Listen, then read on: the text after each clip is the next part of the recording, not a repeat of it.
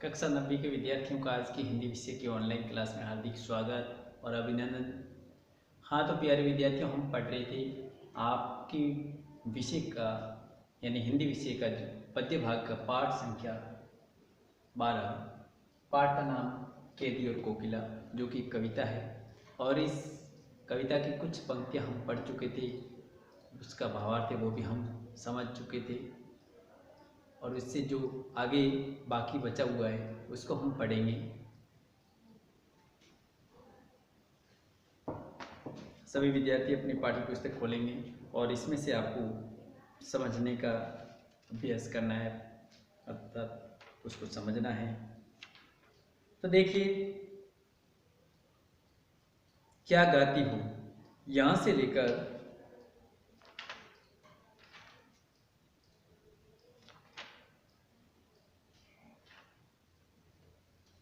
ज्वाला है दिखी कोकिल बोलो, तो यहाँ तक हमने पढ़ लिया था। और इसके बाद में आज अगला हम पढ़ते हैं। अगली जो पंक्तियाँ हैं वो ध्यान से समझेंगे। सभी विद्यार्थी अपनी पाठ्य पुस्तक खोल करके उसको समझने का प्रयास करेंगे। क्या देख नहीं सकती जंजीरों का गहना, हथकड़ियाँ क्यों ये ब्रिटिश राज का गहना, कोल्हू का चर्रक चूं जीवन की तान, गिट्टी पर अंगुलियों ने लिखे गान, हूँ मोट खींचता लाया पेट पर जुआ,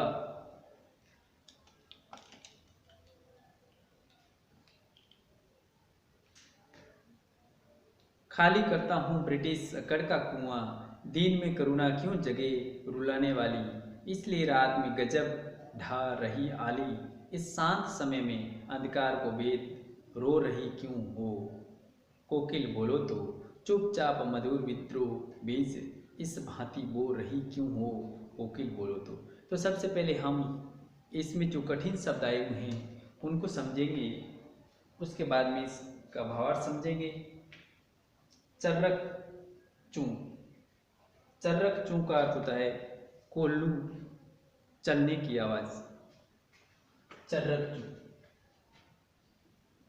कठिन शब्द।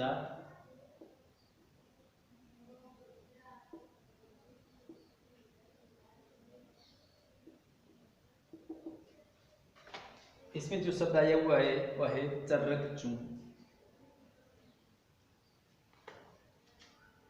चर्रक चूं अर्थ होता है कोल्हू कोल्हू चलने की आवाज।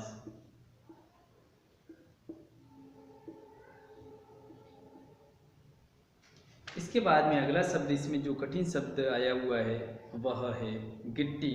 गिट्टी का अर्थ होता है पत्थर या रोड़े।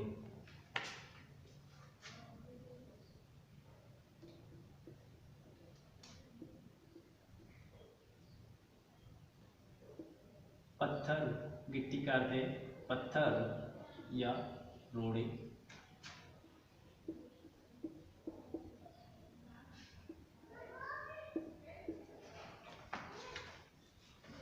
इसके बाद में इसमें कठिन शब्द है मोट। मोट का अर्थ होता है कोल्हू का चरसा।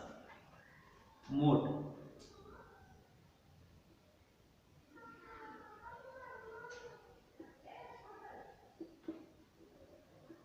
कोल्हू का चरसा।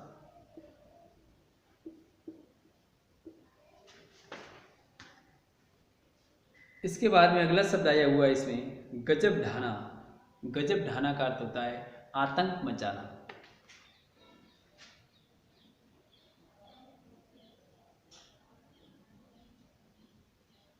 गजब ढाना यानी आतंक मचाना।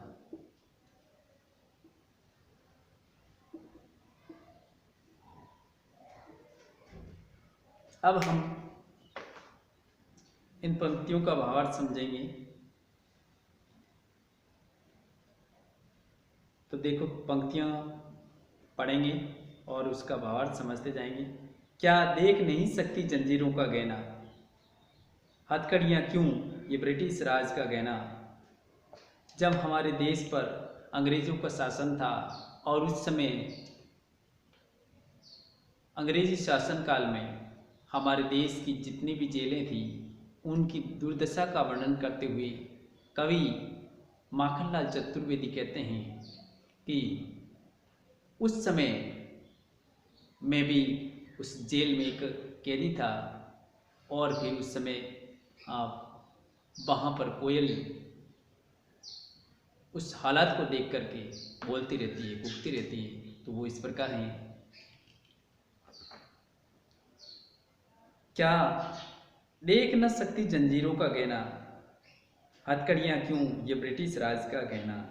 कवि कोयल से कहता है कि हे कोयल, क्या तुम मुझ पर या फिर मेरे हाथों में जो पहनी हुई हथकड़ियाँ हैं उनको नहीं देख सकती। अंग्रेजों द्वारा पहनाई गई जो हथकड़ियाँ हैं उसको नहीं देख सकती। हथकड़ियाँ क्यों ये ब्रिटिश राज का गहना है। कवि कहता है कि ये हथकड़ियाँ नहीं बल्कि ये तो ब्रिटिश सरकार का गहना है, अर्थात ब्रिटिश सरकार ने हमें गहनों के रूप में ये हथकड़ियाँ पहनाई है। क्यों? क्योंकि हम हमारे देश की स्वतंत्रता के लिए आंदोलन कर रहे थे, लेकिन ये बात अंग्रेजी सरकार को अच्छी नहीं लगी। इस कारण से उन्होंने हमको पकड़ करके जेल में बंदी बना दिया और जेल में डाल दिया गया और फिर हथकड़ियाँ लगा दी गई। तो देखिए अब आगे, कोलू का चर्रक चूम जीवन की तान, गिट्टी पर अंगुलियों ने लिखे गान। कवि आगे कहता है कि जो कोल्लू की आवाज़ आती रहती है वह मेरे लिए एक तान की तरह, एक संगीत की तरह है। गिट्टी पर अंगुलियों ने लिखे गान, और गिट्टी जो पत्थर को तोड़ने का काम करवाया जाता है और वह काम मेरे द्वारा करवाया जाता है। पशु जैसा मेरे साथ में व्यवहार किया जाता है, ऐसा वर्णन कवि माखनलाल चतुर्वेदी कर रहे हैं। हूँ मोट खींचता लगा पेट पर जुआ।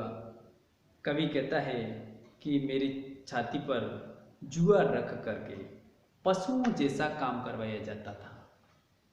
खाली करता हूँ ब्रिटिश अकड़ का कुआं, लेकिन फिर भी मैंने तथा मेरे साथ में अनेक अन्य क्रांतिकारी जो थे उन्होंने हिम्मत नहीं हारी और अंग्रेजों के खिलाफ आंदोलन जारी रखते रहे। खाली करता हूँ ब्रिटिश अकड़ का कुआं, दिन में करुणा क्यों जगे रुलाने वाले। कवि कहता है कि इस कारण हम जब अडिग रहे तो ब्रिटिश अर्थात अंग्रेजों का जो अत्याचारी शासन था वह भी डगमगाने लगा। अर्थात वो अंग्रेज सरकार ये सोचने लगी कि हम इतना इन भारतीयों के साथ अन्याय अत्याचार करते हैं फिर भी वे लोग हार नहीं मान रहे।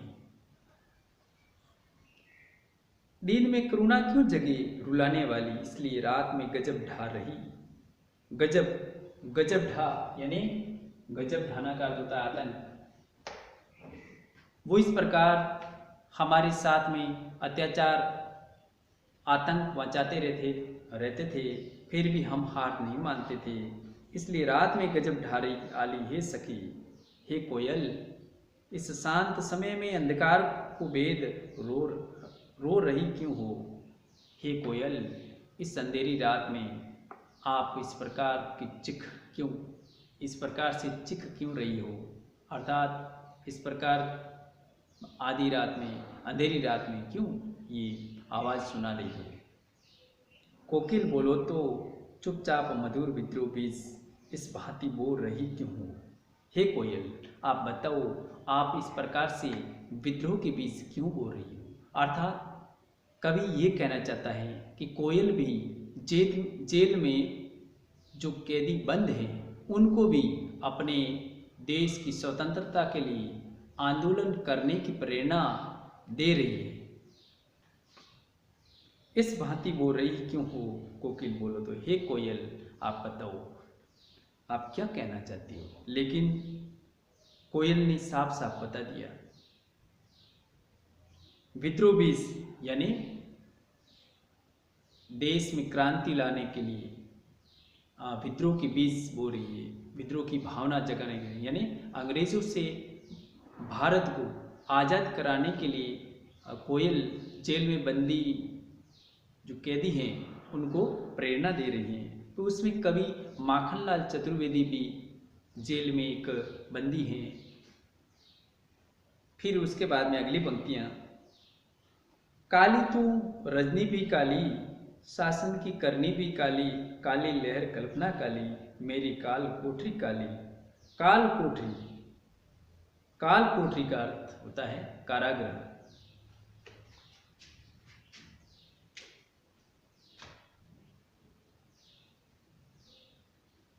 काल कोठरी, काल कोठरी का अर्थ होता है कारागृह।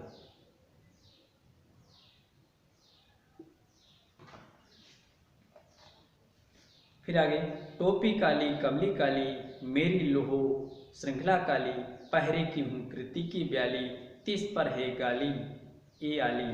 इस काले संकट सागर पर मरने को मदमाती कोकिल बोलो तो, अपने चमकीले गीतों को क्यों कर हो तैराती कोकिल बोलो तो इसमें कुछ कठिन शब्द आए हुए हैं, वो सबसे पहले हम समझ लेते हैं और उसके बाद में इसकी व्याख्या करके हम समझेंगे, अर्थात उसका भावार्थ समझेंगे। तो देखिए जो कठिन शब्द आए हुए हैं, कमली, कमली का अर्थ होता है कंबल।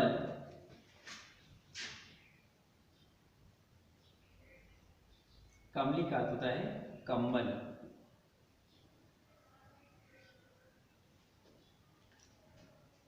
लोह श्रृंखला, लोह श्रृंखला का अर्थ होता है लोहे की जंजीर। लोह श्रृंखला, इसका अर्थ होता है लोहे की जंजीर।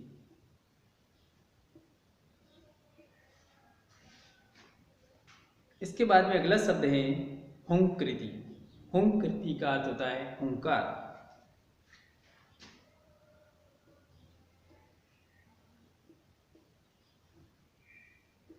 हुंकृति का अर्थ होता है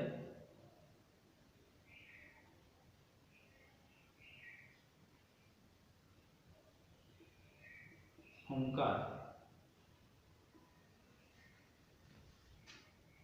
इसके बाद में अगला शब्द आया हुआ है ब्याली। ब्याली का अर्थ होता है नागिन। ब्याली,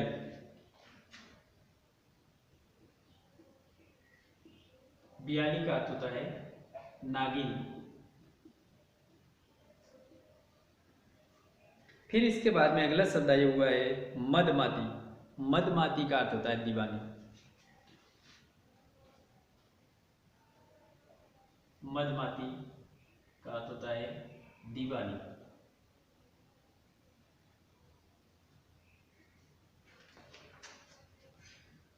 हाँ, तो सभी विद्यार्थी वापस अपनी जो पंक्तियां पढ़ रहे थे, तुझे काली तो रजनी भी कालियाँ ध्यान देना है और इसके भावार्थ को समझना है। काली तो रजनी भी काली, शासन की करनी भी काली। कवि माखनलाल चतुर्वेदी कहते हैं कि हे कोयल तेरा रंग भी काला है। यहाँ पर ये काली शब्द आया है, इसमें यमक अलंकार है, यानी बार बार इनका प्रयोग हुआ है लेकिन उसका अर्थ अलग अलग है। तो देखिए, काली तू रजनी भी काली, रजनी का अर्थ होता है रात। हे कोयल तू भी काली और अंधेरी रात है, काली रात है। शासन की करनी भी काली। कवि कहते हैं कि हे कोयल, इस ब्रिटिश शासन की जो कार्य हैं वो भी काले हैं, अर्थात अत्याचारपूर्ण हैं। काली लहर कल्पना काली, हे कोयल लहर भी काली है तथा कल्पना भी काली है। मेरी काल कोठरी काली, हे कोयल मेरी जहाँ मैं रहता हूँ, अर्थात मेरी जो काल कोठरी है वो भी कैसी है, काले रंग की है। काल कोठरी का अर्थ होता है जेल,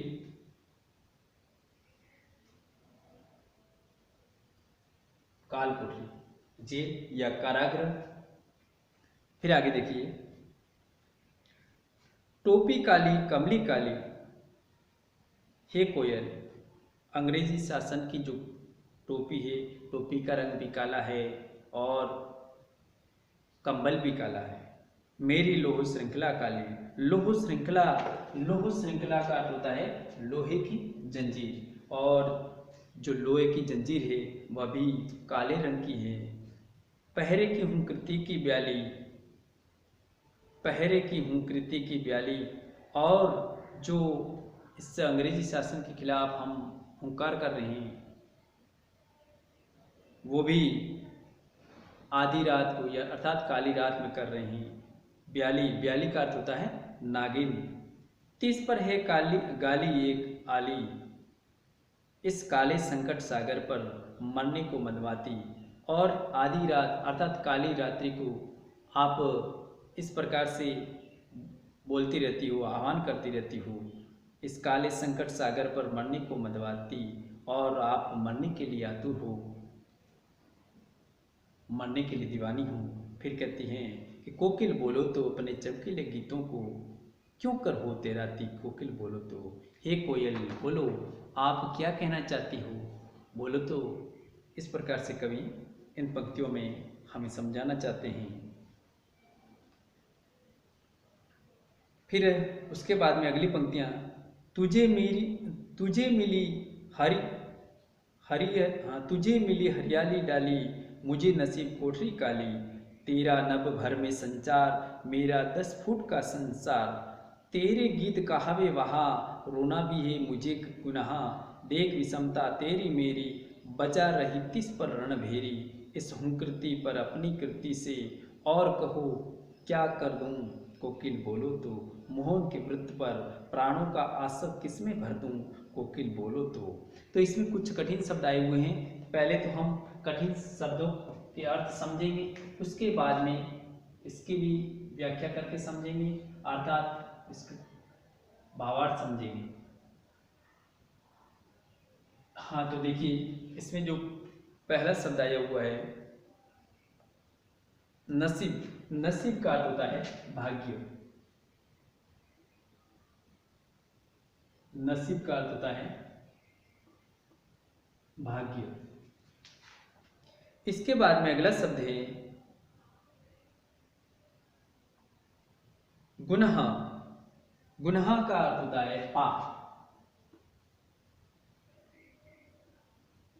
गुनाह यानी पाप।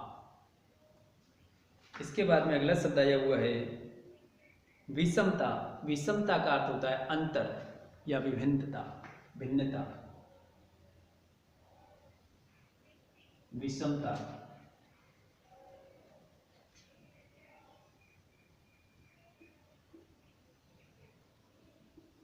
विषमता का अर्थ होता है अंतर। इसके बाद में अगला शब्द आया हुआ है रणभेरी, रणभेरी का अर्थ होता है युद्ध का संगीत, रणभेरी का अर्थ होता है युद्ध का संगीत, युद्ध का संगीत। फिर इसके बाद में अगला शब्द है हुंकृति,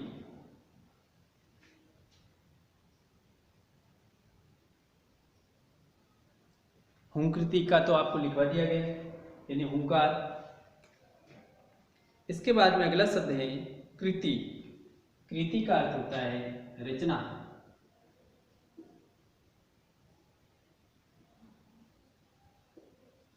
इसके बाद में अगला शब्द आया हुआ है मोहन, मोहन का अर्थ होता है महात्मा गांधी।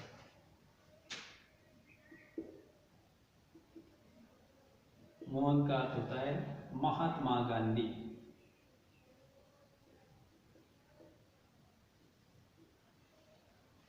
इसके बाद में अगला शब्द आया हुआ है व्रत। व्रत का अर्थ होता है संकल्प।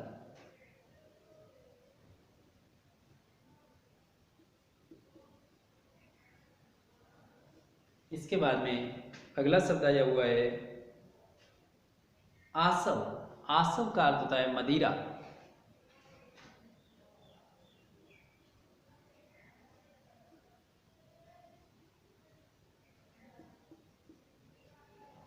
तो ये जो कठिन शब्द थे आपको लिखवा दिए गए। अब इसके बाद में आपको इन पंक्तियों का भावार्थ समझना है। तो देखिए कि तुझे मिली हरियाली डाली, मुझे नसीब का कोठरी काली। इसमें कवि माखनलाल चतुर्वेदी कोयल से ईर्ष्या करते हैं और दोनों में भिन्नता बताते हैं, अंतर बताते हुए कहते हैं कि हे कोयल, तुझे तो हरियाली डाली मिली, अर्थात तू स्वतंत्र कहीं भी घूम सकती है, कहीं भी उड़ सकती है, लेकिन मुझे तो जेल में बंद रहना है, अर्थात मुझे जेल में डाल दिया गया, जेल में एक बंदी हूँ। तेरा नभ भर में संचार, मेरा 10 फुट का संसार। कवि कहते हैं, कवि माखनलाल चतुर्वेदी कोयल से कहते हैं कि हे कोयल, तू तो पूरे आसमान में कहीं भी विचरण कर सकती है, लेकिन मुझे तो जेल में 10 फुट के कमरे में रहना पड़ रहा है, मजबूरन रहना पड़ रहा है। फिर आगे देखिए, और जेल में डालने का कारण क्योंकि माखनलाल चतुर्वेदी एक महान देशभक्त थे और उन्होंने अपने देश को आज़ाद कराने के लिए तन मन धन सब कुछ समर्पित कर दिया। और फिर ब्रिटिश सरकार को जब ये पता लगा कि ये भी देश को आज़ाद करवाने के लिए लोगों में क्रांति की भावना बढ़ते रहते हैं, इसलिए इनको भी पकड़ करके जेल में डाल दिया जाए। तो फिर उनको गिरफ्तार करके जेल में डाल दिया गया। तो ये इन पंक्तियों में आगे बताते हैं कि मुझे नसीब कोठरी काली, तेरा नभ भर में संचार, मेरा 10 फुट का संसार, तेरे गीत कहावे वहा, रोना भी है मुझे गुनाह। कवि माखनलाल चतुर्वेदी कहते हैं कि आप मधुर आवाज में गाती हो तो लोग वाह वाह कहते हैं, और यदि मैं रोता हूँ तो लोग मेरी आवाज़ तो सुनेंगे नहीं क्योंकि मैं जेल में बंद हूँ, लेकिन जेल के जो कर्मचारी हैं वो सुनेंगे तो उसको भी गुनाह समझते हैं, तो मेरे लिए रोना भी बहुत मुश्किल हो जाता है। फिर आगे देखिए, देख विषमता तेरी मेरी, ये इस प्रकार की आप में और मुझ में भिन्नता है, अर्थात अंतर है। बजा रही तिस पर रणभेरी, इस हुंकृति पर अपनी कृति से और कहो क्या कर दूं। कवि माखनलाल चतुर्वेदी कहते हैं फिर भी आप युद्ध के लिए क्या कर रही हैं, युद्ध के लिए लोगों को अपनी आवाज़ के मधुर आवाज़ के माध्यम से आप जागृत कर रही हैं। इस हुंकृति पर अपनी कृति से और कहो क्या कर दूं। हे कोयल, आप मुझे ये बताओ कि मैं मेरी रचना के माध्यम से क्या कर सकता हूँ। कोकिल बोलो तो मोहन के वृत्त पर प्राणों का आसर किस में भर दूं। कोकिल बोलो तो, हे कोयल आप मुझे बताओ। अर्थात कवि माखनलाल चतुर्वेदी एक महान देशभक्त हैं और वे अपने देश को आज़ाद कराने के लिए, अर्थात देश की जो स्वतंत्रता की बेड़ियां हैं उनको मिटाने के लिए अपना तन मन धन सब कुछ अपनी आत्म प्रेरणा से समर्पित करने को तैयार हैं। अर्थात महात्मा गांधी का जो आंदोलन था उसमें सहयोग करने को तैयार हैं और देश को आज़ाद कराने के लिए तत्पर हैं। तो इस प्रकार अपनी ये जो कविता थी पूरी हो गई और आपको एक बार वापस ये जो केली और कोकिला कविता है, इसको दोबारा पढ़ना है और इसके भावार्थ को दोबारा समझना है, याद करना है। इसके बाद में आज का जो कक्षा कार्य तथा गृह कार्य मिट्स योर पेरेंट ऐप में दे दिया जाएगा, उसमें से देख करके आप इस काम को पूर्ण करके समय पर सबमिट करेंगे। धन्यवाद।